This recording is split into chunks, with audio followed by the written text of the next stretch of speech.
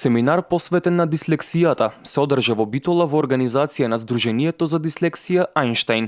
Целта на одржување на семинарот ваков вид беше да се запознаат родителите и наставниците со оваа појава и како да се реагира при првото забележување на дислексија. Организаторите велат дека битолчани покажаа дека можат да се справат со предизвиците кои ги носи оваа појава. За нас представува огромна чест што сме денеска во Битола и што Битола, граѓаните на Битола покажаа капацитет дека можат да се справат со сите предизвици кои што ги носи дислексијата, со самото тоа и високо ниво на свесност за дислексијата. Јас се надевам дека како резултат на овој семинар најголем дел од наставниците ќе може да им помогнат на сите оние дечиња кои што се соочуваат со дислексијата. На семинарот беа обработени формите и методите и каков пристап да имаат родителите и наставниците кон децата кај кои ја забележуваат оваа појава. Во нашето досегашно работење во центарот сме се сретнале со некои дечиња кои што покажуваат рани знаци на дислексија.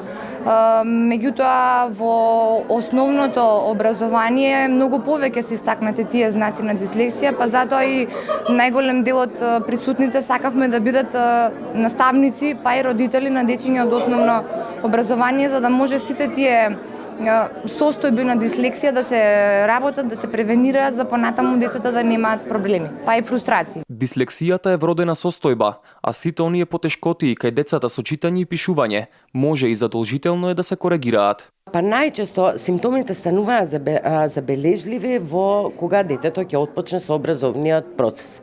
Претходно, значи може да има некои знаци кои што може да бидат показател, меѓутоа кога ќе се соочи детето со буквите, со символите, со броевите во училишната возраст, дури тогаш знаците може да бидат видливи. Според некои информации, појавата на дислексија во западните земји е кај околу 20% од населението, додека на Балканот и во Македонија се претпоставува дека се појавува кај 10 до 15% од населението.